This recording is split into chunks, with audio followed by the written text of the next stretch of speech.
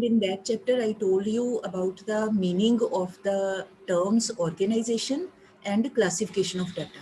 Only these two definitions are to be learned. That means to classify or organize the data in similar type of classes or groups, so that later on we can be in a position to compare them, or we can be in a position to analyze them nicely or carefully. After that, I told you to delete the types of classification. That part is no more in the syllabus. ठीक है, ऐसा नहीं कि वो school की side से नहीं, वो बोर्ड की साइड से ही जो आपका सिलेबस है सीबीएसई बोर्ड का, उसमें क्लासिफिकेशन की टाइप्स वाला part is not there. So we don't have any need to do that. So directly यहाँ से आपका जो स्टार्ट होता है that is in the syllabus. From this part we have to start. You can check in your book जहाँ पे लिखा हुआ है concept of variable. From this part onward, now everything is there in the syllabus. So now we will be doing all the things. So now first is the term this variable. तो अब variable क्या होता है? You can underline also. Variable means any characteristic or phenomenon which is capable of being measured and changes its value over time is known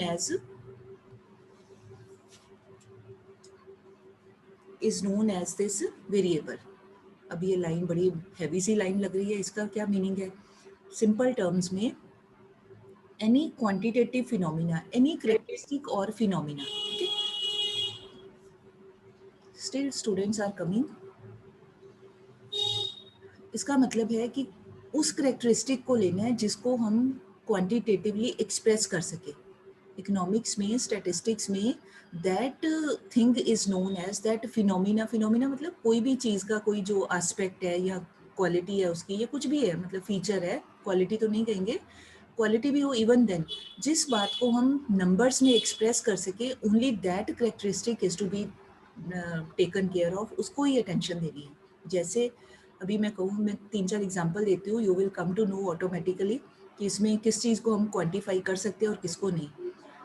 It would be better if you respond by keeping your video and audio on.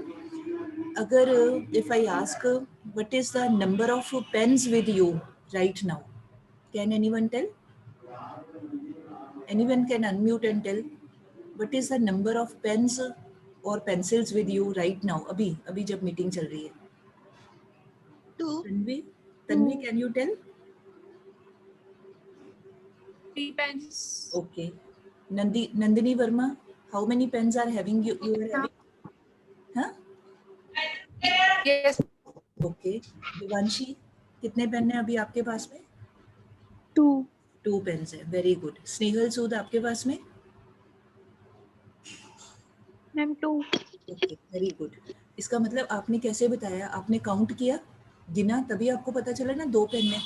अगर आपके पास 2 pen ना होते, मतलब बहुत सारे होते, तो भी आप जल्दी जल्दी काउंट करते, मुझे बता देते. काउंट करके भी कितने होने? 4, 5, 7, 10 होने थे, और इससे ज़्यादा कितने होने थे? मतलब you are in a position to count quickly, तो आपने मुझे बता दिया. ठीक.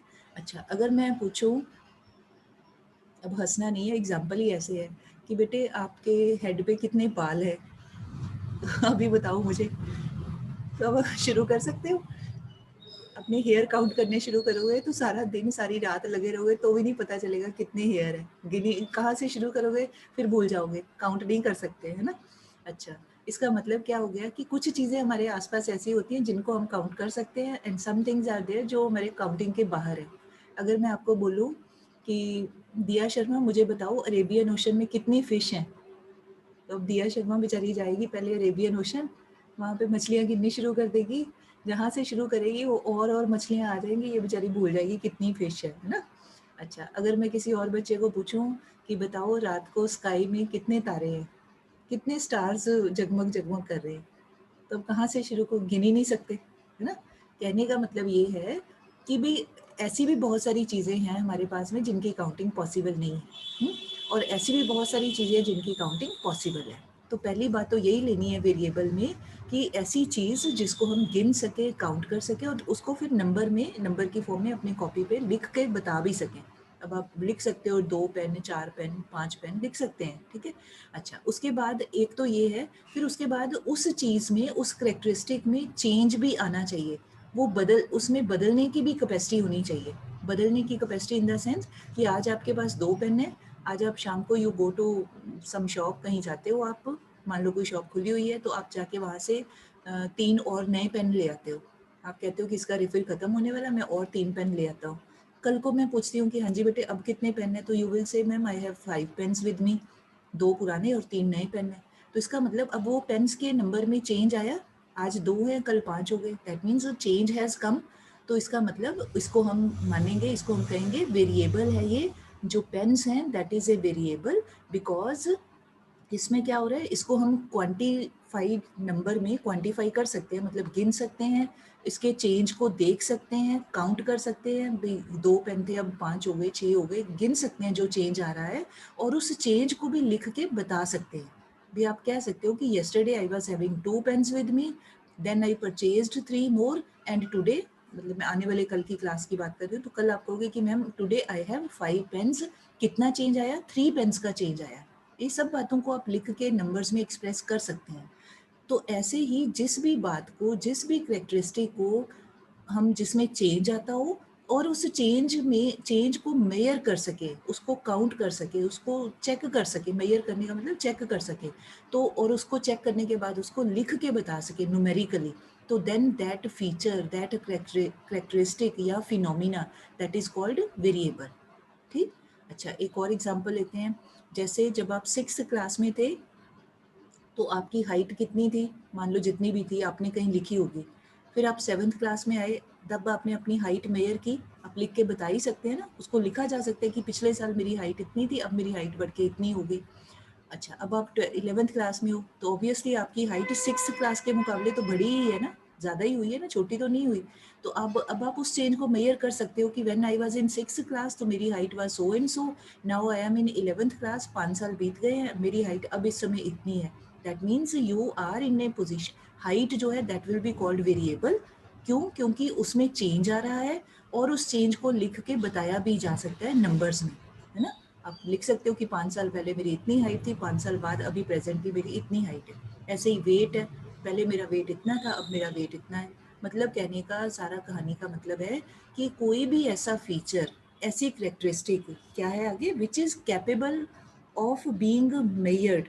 एक लाइन यहाँ पर ऐड करो, ये इनकम्प्लीट है।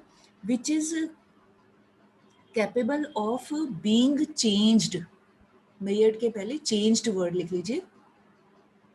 A characteristic or a phenomenon which is capable of being changed and that change can be measured. Please write in this manner, it would be easy. Which is capable of being changed and that change can be measured. ठीक है, is called a variable. आगे वाली line चाहे छोड़ दो, and changes its value over time, वो मैंने अभी बता ही दिया। फिर से I am repeating, you can check, ये ऐसे डेफिनेशन आप बना सकते हो। एनी करेक्टरिस्टिक या एक करेक्टरिस्टिक और phenomena which is capable of being changed and that change can be measured over a period of time, comma लगा के, इज कॉल्ड ए वेरिएबल। उसको हम क्या देते हैं? वेरिएबल। ठीक है। जैसे for example population of a country, तो गिन सकते हैं, चेंज को बता सकते हैं। एक्सपोर्ट्स ऑफ ए कंट्री, कितनी चीज़ों का एक्सपोर्ट किया, गिन सकते हैं, लिख के बता सकते हैं, चेंज आता है उसमें, पॉपुलेशन में चेंज आता है। तो ऐसी कोई भी चीज़ कहलाएगी इकोनॉमिक्स में, स्टैटिस्टिक्स में वेरिएबल। ठीक है जी। अब जो वेरिएबल है वो दो तरह के हो सकते हैं, they can be discrete variable, they can be continuous variable. You can see in the book, ये दिया हुआ है डिस्क्रीट एंड कॉन्टिन्यूस। अब इनका मीनिंग क्या है? Discrete variable means those variables that increase in jumps or in complete numbers. Jump करने का मतलब वो फ्रॉग वाला जंप नहीं, वो छोटे बच्चे रेस लगाते हैं जंप कर करके, वो वाला नहीं। जंप का मतलब कि जो बढ़ते हैं, ये इंक्रीज होते हैं, ये वाले जो वेरिएबल, तो एक पूरे नंबर में इंक्रीज होते हैं। जैसे मैंने यहाँ लिखा 5, 6, 7, कुछ भी नंबर लिख लो आप, कोई भी number, any number what ever you want, तो कोई भी नंबर है। अच्छा, इसका मतलब क्या है? Complete number. जैसे जैसे मैं कहूँ कि in our class there are 80 students. ठीक है। अच्छा, अब वेकेशन हो जाएगी, वेकेशन के बाद मान लो एक बच्चा और आ जाता है हमारी क्लास में, कोई और एडमिशन ले लेता है, तो फिर कितने बच्चे हो जाएंगे? देयर विल बी 81 स्टूडेंट्स, है ना। अच्छा, क्वाइट पॉसिबल। अच्छा, ये भी हो सकता है 2-4 बच्चे छोड़ जाएं, वो कहीं हमने कोई और सेक्शन में साइंस का पढ़ना है, मान लो 2 बच्चे निकल जाते हैं, अभी 80 है, अगर मान लो 2 बच्चे चले गए तो कितना कहेंगे कि देयर विल बी 78 स्टूडेंट्स। तो अब आप सोच के बताओ, मैंने ये तो नहीं कहा कि देयर आर 78.5 स्टूडेंट्स।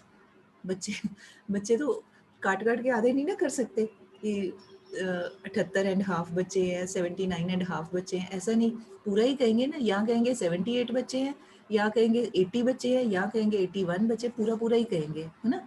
तो पूरा कहने का मतलब कंप्लीट नंबर में बढ़ रहे हैं। तो ऐसे कोई भी चीज़, जैसे अभी आपके पास बुक है मान लो, तो मैं कहूँ कि बेटे आपके पास कितनी बुक्स हैं, तो मान लो आपका बैग अभी आपके पास पड़ा है, सारे सब्जेक्ट्स की बुक्स हैं, 5 बुक्स हैं आपके पास मान लीजिए।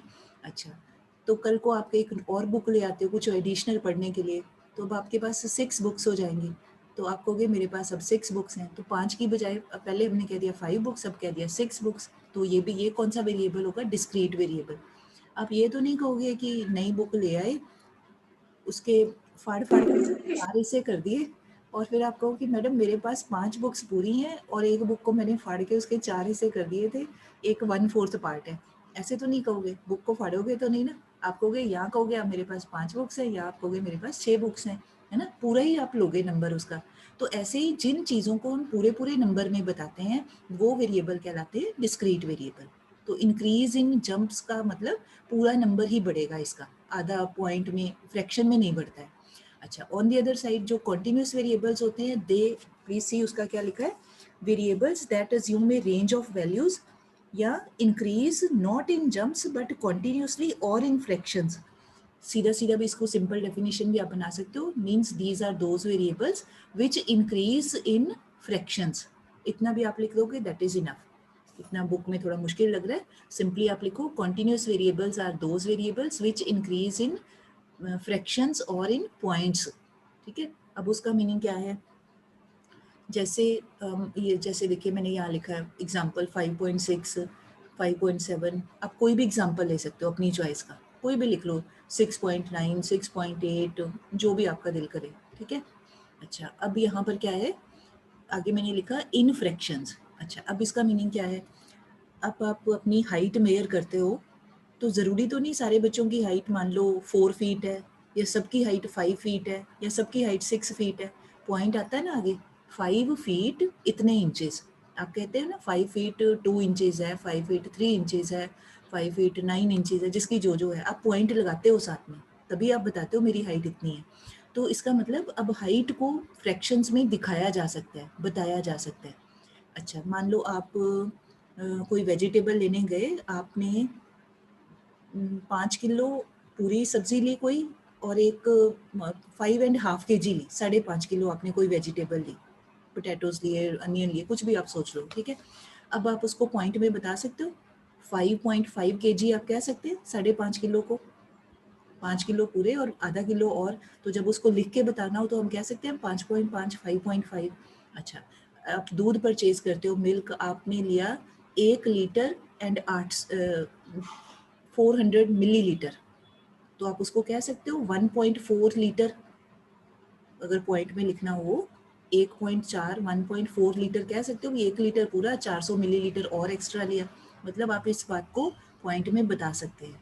तो यहाँ मतलब ये है कि हमारे लाइफ में आसपास बहुत सारे ऐसे वेरिएबल्स होते हैं जिनको हम पॉइंट्स में, फ्रैक्शंस में एक्सप्रेस कर सकते हैं। जैसे हमारी हाइट हो गई, हमारा वेट हो गया, मान लो वेट है आपका 76.5 kg, तो आप लिख सकते हैं 76.5 kg, आप लिख सकते हो कुछ भी, जो भी है, ज़रूरी नहीं 0.5, 0.6 भी हो सकता है, 75 एंड 700 ये भी हो सकता है, तो 75 पॉइंट आप 7 लिख दोगे kg आगे। ठीक है, मतलब बहुत सारी ऐसी चीज़ें हैं जिनको हम पॉइंट्स में लिख सकते हैं, जिनको लिख सकते हैं पॉइंट्स में, मतलब फ्रैक्शंस में, इस तरीके से उनको कह देते हैं कॉन्टिन्यूस वेरिएबल। और बहुत सारी चीज़ें होती है जिनको पॉइंट्स में नहीं लिखा जा सकता, बट पूरा पूरा ही लिखना पड़ता है, उनको कह देते हैं डिस्क्रीट वेरिएबल। तो दोनों तरह के वेरिएबल्स को इंक्लूड किया जाता है under this heading of variable. मतलब कभी कोई पॉइंट आ जाता है, कभी कोई पॉइंट, जैसे मैं कहूँ number of students in class, बताइए कौन सा वेरिएबल होगा, डिस्क्रीट या कॉन्टिन्यूस? डिस्क्रीट होगा, है ना, पूरे पूरे बच्चे होंगे। अच्छा, मैं कहूँ कि किसी बच्चे की height, height of a student, ये कौन सा वेरिएबल हो सकता है? कॉन्टिन्यूस, है ना, हाइट तो पॉइंट में आ सकती है। अच्छा, अगर मैं कहूँ वेट ऑफ स्नेहल सूद मान लो, तो ये कौन सा वेरिएबल होगा? कॉन्टिन्यूस, पॉइंट में आ सकता है, ठीक है। अच्छा, अगर मैं कहूँ number of benches in a classroom, जो यूज़ किए जा सकते हैं, जिस पे बच्चे बैठ सकते हैं, तो number of benches in a classroom discrete variable है कि कॉन्टिन्यूस है? हाँ जी बेटा, anyone can tell. Discrete. Discrete है ना, बेंच पूरे ही होंगे, टूटा फूटा बेंच तो नहीं होगा। कंडीशन पहले ही मैं बता रही हूँ कि टूटे बेंच पे नहीं बैठना है, पूरा ही बेंच है, तो बेंच पूरे पूरे ही होंगे, तो दैट मीन्स डिस्क्रीट है, उसको पॉइंट में नहीं लिख सकते। अच्छा, अगर मैं कहूँ number of fans in a classroom, कौन सा वेरिएबल है ये? डिस्क्रीट डिस्क्रीट वेरिएबल है, पंखे पूरे ही होंगे ना, टूटा पंखा तो नहीं चलेगा बेचारा, जिसका एक पंख टूटा हुआ है वो तो काम नहीं करेगा, पॉइंट में नहीं लिख सकते, तो पूरा ही होगा। ऐसे तो कहने का मतलब बहुत सारी चीज़ें पूरे पूरे नंबर में बता सकते हैं, बहुत सारी चीज़ों को पॉइंट्स में भी बता सकते हैं, तो दोनों ही तरह के वेरिएबल्स की स्टडी होती है, ठीक है। ये हो गया हमारा। उसके बाद एक बॉक्स में दिया हुआ है, उसके ऊपर आप लिख लो, ओनली रीड करना है उसको, जहाँ दिया ना difference between variable and attribute, तो इसको सिर्फ रीड करना है। इसका मीनिंग ये है, हाँ, इसका मीनिंग ये है, वेरिएबल का तो भी मैंने ये सारा ऊपर बताया, यही है वेरिएबल। एट्रीब्यूट होते हैं qualitative expressions, qualities which are found in people. तो जैसे आगे एग्जांपल दिया हुआ है, जैसे हम कहते हैं गुड है, कोई किसी बच्चे को कह देते हैं एक्सीलेंट, बहुत अच्छा, बहुत बढ़िया काम किया, वेरी गुड, है ना, शाबाश देते हैं, तो very good, very nice, excellent, wonderful work. अब ऐसी चीज़ों को नंबर्स में एक्सप्रेस नहीं कर सकते हम, वैसे तो खुश होके कह तो सकते हैं, बट नंबर्स में नहीं कह सकते। ऐसे ही फ्रेंडशिप को या ऑनेस्टी को, जो भी ह्यूमन नेचर की क्वालिटीज़ होती हैं, है ना, कि कोई भी लोगों की एक होता है ना, मतलब एक तो होता है फिजिकल जो क्वालिटीज़ हैं, वो तो क्वांटिटेटिवली हम बता सकते हैं, हाइट वेट ये सब कुछ तो बता सकते हैं, बट कुछ इंटरनल क्वालिटीज़ होती हैं पर्सनैलिटी की, उसको हम नंबर्स में नहीं बता सकते। कोई कितना ऑनेस्ट है, कितना हार्ड वर्किंग है, कितना सिंसियर है, अच्छा फ्रेंड है कि नहीं है, ऑनेस्ट है कि नहीं है, ऐसी चीज़ें बताई नहीं जा सकती लिख के, है ना।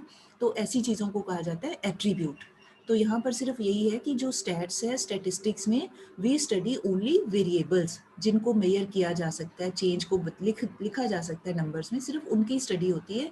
जो क्वालिटेटिव एस्पेक्ट्स हैं they are not at all studied, और क्वालिटेटिव एस्पेक्ट्स को ही कहा जाता है एट्रीब्यूट्स। जैसे मैं कहूँ कि आप में से किसी बच्चे का नाम लेके, मान लो मैंने नाम लेती हूँ मैं आकांक्षा का, कि Akanksha is a very honest, hard working, sincere girl, ठीक। तो मैंने क्या बताया, मैंने आकांक्षा के एट्रीब्यूट्स बताए हैं, उसकी क्वालिटीज़ बताई हैं। एट्रीब्यूट माने क्वालिटी। तो स्टैट्स में क्वालिटीज़ की स्टडी नहीं की जाती है, एट्रीब्यूट्स की स्टडी नहीं करते हैं, ओनली वेरिएबल्स की स्टडी करते हैं, ठीक है जी। चलो, बस ये सिर्फ रीड करना है, ये कोई ऐसे क्वेश्चन की फॉर्म में नहीं आता है, बट हमें पता होना चाहिए। Now come to next page. आगे दिया हुआ है रॉ डाटा।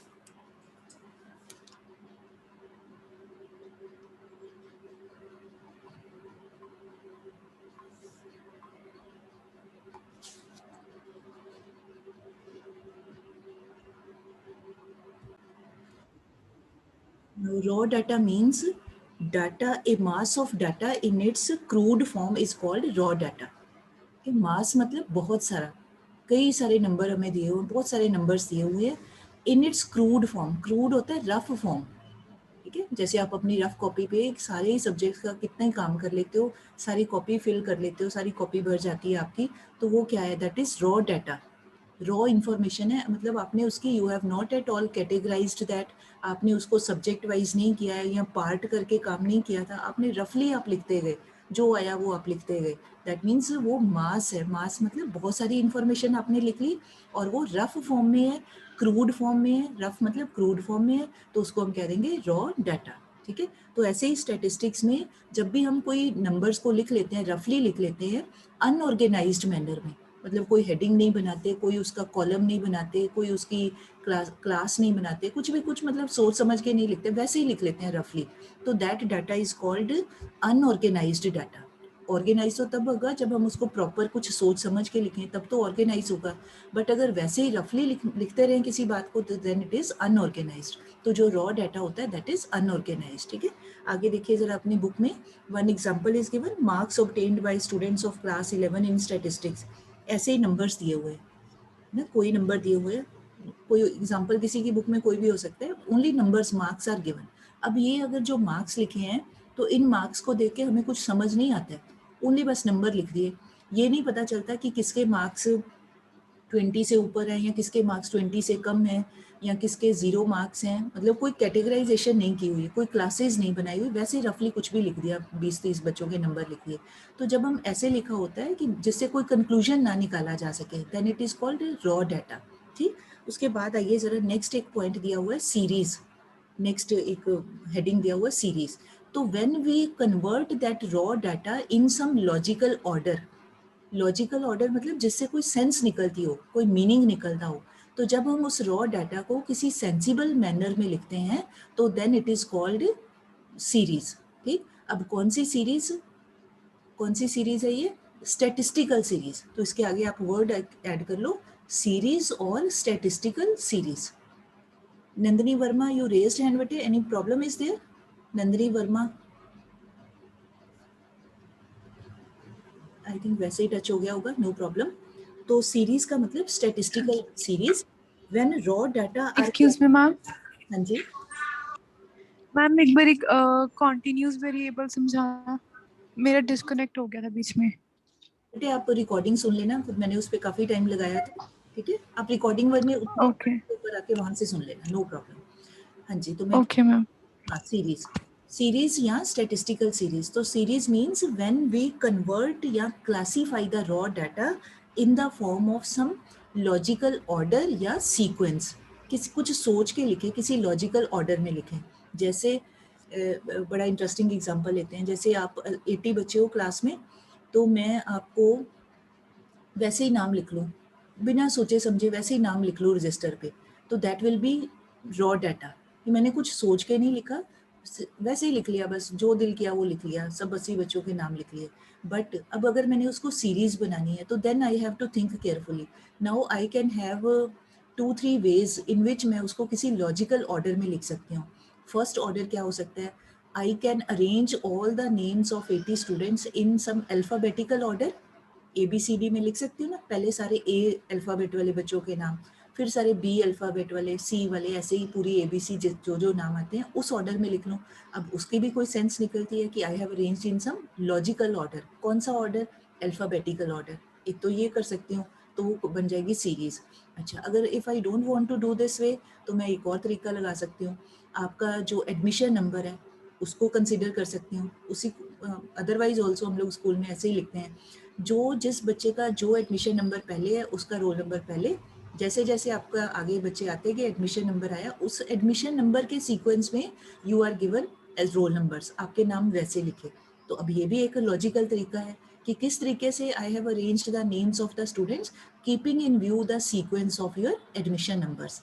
तो if I arrange in this manner, तो भी वो मेरे लिए क्या कहलाएगी? स्टैटिस्टिकल सीरीज या सिंपली सीरीज, उसको सीरीज कह देंगे। ठीक, अच्छा, एक और आपने देखा होगा बड़ा मज़ेदार एग्जाम्पल, जब स्कूल लगता है तो असेंबली होती है, तो असेंबली में ऑल स्टूडेंट्स गो देयर, तो वहाँ पे आपको क्या बोलते हैं? क्लास वाइज खड़े हो जाओ ना, मिक्स्ड बच्चे तो नहीं खड़े करते। आप एक 9th क्लास है, 10th क्लास है, 11th है, 12th है, फर्स्ट सेकंड, सब क्लासेस के बच्चों को खड़े करते हैं। किसी सीक्वेंस में खड़े करते हैं, क्लास के सीक्वेंस में। 6th क्लास के सारे बच्चे एक लाइन में खड़े होंगे, 10th के सारे बच्चे एक में खड़े होंगे, 11th के सारे बच्चे एक लाइन में। तो वो क्या किया हमने? सीरीज बना दी। फिर उस सीरीज के भी आगे और उसको बढ़िया सीरीज बनाते हैं, क्या बोलते हैं? Stand according to your height, यही बोलते हैं, stand in increasing order of your height. जिसकी हाइट कम है that student will stand in the beginning. उसके बाद जैसे जैसे हाइट बढ़ती है उस ऑर्डर में आप पीछे पीछे खड़े होते हो। तो ये क्या किया जा रहा है? This is nothing else but the practical utilisation of which concept? ये वाला कॉन्सेप्ट, सीरीज। नंबर में हम खड़े कर रहे हैं, नंबर इन द सेंस कि किस चीज़ को कंसिडर कर रहे हैं? आपकी हाइट को, पहले आपकी क्लास को कंसिडर किया, सेक्शन को कंसिडर किया, उसके बाद आपकी हाइट को कंसिडर किया, मतलब हम किसी बात को ध्यान में रख के उसको कर रहे हैं। ठीक है, तो that is called statistical series. रफली नहीं कह दिया कि सारे बच्चे ऑल क्लासेस के सब ग्रुप बना के खड़े हो जाओ, ऐसा नहीं। अगर ग्रुप बना के सारे, जैसे रिसेस होती है तो ग्राउंड में सारे ही बच्चे आ जाते हैं, उस समय क्या होता है? अगर उनको कहना हो स्टैट्स की लैंग्वेज में, तो हम कहेंगे रॉ डाटा। पता ही नहीं लगता कौन सा बच्चा इज ऑफ विच क्लास, है ना, रॉ डाटा। सब घूम रहे हैं, भाग रहे हैं, खेल रहे हैं, all are playing raw data. But in the morning assembly, you all students stand in some logical order, in some logical sequence. तो उस समय कैसी situation होती है, picture कैसी होती है, that is known as series और statistical series. I hope it is clear now. ठीक है. अच्छा, अब जो series है, ये statistical series, इनकी भी आगे types हैं. आपके बुक में आगे दिया हुआ है types of statistical series. तो जो broadly है, ब्रॉडली का मतलब मोटे मोटे तौर पे पहले तो टू पार्ट्स में वी कैन डिवाइड, फिर टू पार्ट्स में जो सेकंड पार्ट है उसके भी आगे पार्ट्स कर सकते हैं. तो पहले जो मेन पार्ट है दैट इज एक कहा जाता है टाइप को इंडिविजुअल सीरीज, और आगे क्या लिखा हुआ है, सीरीज विदाउट फ्रीक्वेंसी. तो वो जो सीरीज विदाउट फ्रीक्वेंसी वर्ड है वो इतना पॉपुलर नहीं, इतना बोला नहीं जाता. आमतौर पे हम ये वाले वर्ड को ही बोलते हैं, तो इतना भी आप याद कर लो, दैट्स इनफ. Individual series. और सेकंड कौन सी होती है टाइप, फ्रीक्वेंसी सीरीज. ठीक है. अब ये जो फ्रीक्वेंसी सीरीज है, further it has two parts. इसको एक पार्ट को कहा जाता है डिस्क्रीट सीरीज, और इसको कह देते हैं, ये मैंने स्मॉल एफ लिखा है, तो स्टैट्स में whenever we write small F, तो उसका मतलब होता है, उसका वर्ड बनता है फ्रीक्वेंसी. ठीक है. स्मॉल एफ का मतलब फैन नहीं लेना, यहाँ पे फैन छत पे चल रहा है वो वाला नहीं. स्मॉल एफ स्टैट्स में इसका मतलब फ्रीक्वेंसी. तो चाहे हम इसको कहते हैं फ्रीक्वेंसी अरे, या ज़्यादा पॉपुलर जो वर्ड हम बार बार बोलते हैं वो ये वाला बोल देते हैं, डिस्क्रीट सीरीज. और थर्ड होती है कॉन्टीन्यूस सीरीज, मतलब इसका जो सेकंड पार्ट है दैट इज कॉन्टीन्यूस सीरीज, और उसी को कह देते हैं फ्रीक्वेंसी डिस्ट्रीब्यूशन, और उसी को कह देते हैं सीरीज विद क्लास इंटरवल्स. तो तीनों चारों नाम है, तीन नाम है जो, बट हम ज़्यादातर बोलेंगे, जो ज़्यादा यूज़ में आता है वो ये वाला वर्ड आता है कॉन्टीन्यूस सीरीज. फिर भी आपने एक बार नाम सारे पढ़ने, आपको पता होना चाहिए. ठीक है. तो अब हमारी ब्रॉडली कितनी सीरीज बन गई, अगर ध्यान से देखें तो तीन बन गई. One is individual series, second is discrete series, third is continuous series. अब इनका मीनिंग क्या है वो हमने करना है. Let us start. तो इंडिविजुअल सीरीज क्या होता है, इंडिविजुअल सीरीज में you can please underline the इसका डेफिनेशन. फर्स्ट लाइन में दिया है, individual series means those series in which items are listed singly.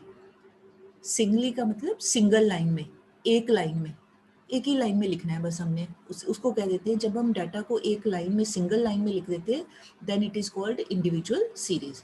ठीक है. बड़ी आसान है, बस इतनी डेफिनेशन है और कुछ भी नहीं. अच्छा, अब इसको बनाने के, इसको लिखने के, कोई हमारे पास रॉ डाटा है तो उसको हमने बनाना है, चेंज करना है इन the form of individual series. तो वी हैव टू वेज, दो तरीकों से कर सकते हैं. एक है हमारा, अब बुक पे अंडरलाइन कर लो, नो नीड टू राइट. एक तरीका होता है, one part method is according to serial number, और दूसरा तरीका होता है अकॉर्डिंग टू असेंडिंग और डिसेंडिंग ऑर्डर. ठीक है. One method is according to serial number, second method is according to ascending or descending order. ठीक. अच्छा, अब अपनी please make use of your notebook. Better to keep video on, because अभी मुझे देखना ही पड़ेगा ना आप लिख रहे हो कि नहीं. Kiran, Veer, Devansh, Nandika, Mishti, keep videos on भी. Please write, I tell you the statement, please write down the question. अभी यहाँ स्लाइड पे नहीं देखना आपने, ठीक है, आप अपनी कॉपी पे लिखो. Arrange the following data in the form of individual series. Arrange the following data in the form of individual series.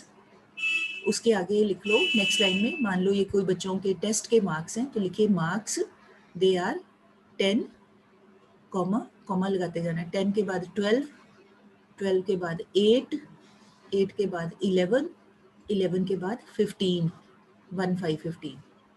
मैं फिर से बोल रही हूँ, 10, 12, 8, 11, 15. ठीक है. ये हमारे पास क्या है, ये रॉ डाटा है. अब ये नंबरों को देके, मार्क्स को देके हमें कोई समझ नहीं आ रही है, हमारे लिए ये रॉ डाटा है. अब हमारा क्वेश्चन है कि इसको अरेंज करना है इंडिविजुअल सीरीज में. तो अब आप कैसे करेंगे, प्लीज सी, अपनी कॉपी पे लिखिए अकॉर्डिंग टू सीरियल नंबर. ठीक है. अब करना कुछ नहीं, बहुत ही ईजी है. पहले आप हेडिंग दो सीरियल नंबर, दूसरा आप हेडिंग दो मार्क्स. ठीक है. तो कितने बच्चे हैं, अभी आपने जो मार्क्स लिखे हैं देखो जरा, कितने बच्चों के मार्क्स हैं, 5 बच्चों के मार्क्स हैं ना. 10, 12, 8, 11, 15, 5 है ना, 5 बच्चों की. तो सीरियल नंबर आप 5 तक लिख लो, 1 2 3 4 5 गिन लेना है, मतलब जितने जितने वैल्यूज हैं उतना सीरियल नंबर दे देना है. अच्छा, अब फर्स्ट नंबर पे आपने पहले कौन सी वैल्यू लिखी थी जो मैंने बोली है, आपने लिखा 10, तो फर्स्ट के सामने आप लिख दो 10. फिर उसके बाद मैंने क्या बोला था 12, तो सीरियल नंबर 2 के सामने लिख दो 12. फिर सीरियल नंबर 3 के सामने नेक्स्ट वैल्यू लिख दो 8, मतलब जिस ऑर्डर में बोली थी वैसे ही लिख देनी है, बस उसको ऐसे लाइन में लिखना है, इस तरह कॉलम बना के लिख देना और आगे सीरियल नंबर लगा देना।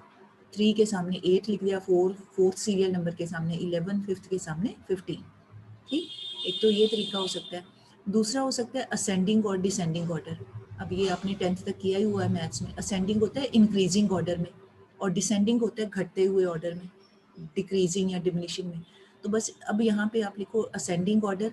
अब सीरियल नंबर नहीं देना, तो सिर्फ आप अपनी वैल्यूज़ देखो जो मैंने बोली हैं, उसमें सबसे पहले जो लास्ट छोटा नंबर है, सबसे स्मॉलेस्ट नंबर है 8, 8 के बाद आता है 10, 10 के बाद आ गया 11, 11 के बाद 12 एंड देन 15।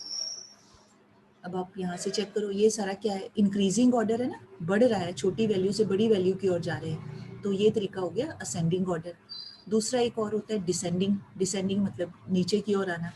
तो इसमें पहले जो सबसे बड़ी वैल्यू है, लार्जेस्ट वैल्यू है, उसको लिख दो। तो वो कौन सी है, 15, तो पहले लिख दिया 15। फिर 15 के बाद क्या वैल्यू आती है, 12, 12 के बाद क्या आता है, बाद में पहले कहना चाहिए, 12 के पहले क्या आता है 11, 11 से पहले क्या आता है 10, 10 से पहले क्या आता है 8। अब आप देखो ये कितना इजी काम है ना, कोई मुश्किल नहीं है, सिंपल 6 7 में ही आप ये कर लेते हो। तो हमारे पास दोनों वेज है, चाहे हम ये असेंडिंग और डिसेंडिंग ऑर्डर में कर ले, चाहे हम ये सीरियल नंबर में कर ले, जैसा दिल करे उसके हिसाब से हम लोग बना सकते हैं। ठीक है जी। So today we will do, ये नहीं लिखना आपने डिस्क्रीट, ये नहीं अभी करना, ये मैं बाद में करवाऊंगी। सो टुडे अभी हमने यही करना है इंडिविजुअल सीरीज का। तो आज आपने जो बुक में एक्सरसाइज में सॉल्व है या अनसॉल्व है वो आपने करके देखनी है।